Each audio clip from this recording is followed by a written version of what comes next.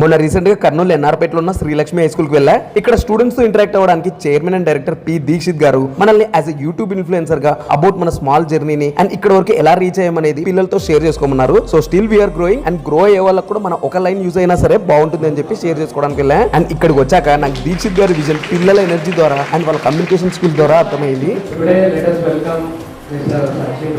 guys are on YouTube or Insta something, so you should not be there actually. Inspired you to start your YouTube channel and then you should have overcome criticism and negative feedback you have faced. Like as you said, motivational videos will motivate children to some extent, but we should not quietly depend on that motivational videos only.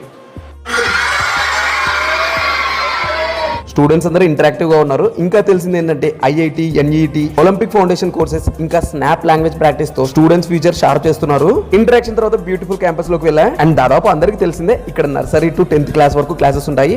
And 2025 to 26 కి admissions కూడా open అయ్యాయి. And recent గా మనం diet challenge చేస్తున్నాం కాబట్టి ఒక చిన్న line about it. The main point is avoid sugar intake, sweet intake తక్కువ తీసుకోండి. Just taste okay. And coincidental గా నెక్స్ట్ డేనే రిజల్ట్స్ ఫర్ 10th క్లాస్ ఉంటున్నాయి. 592 మార్క్స్ తో స్కూల్ హైయెస్ట్ వచ్చిన వాళ్ళని and chairman and director sir ని కూడా కంగ్రాచులేట్ చేసి వచ్చేసా. అన్నట్టు మీకు మీ 10th క్లాస్ లో ఎన్ని మార్క్స్ వచ్చాయి కామెంట్స్ లో చెప్పండి. నాకైతే 487.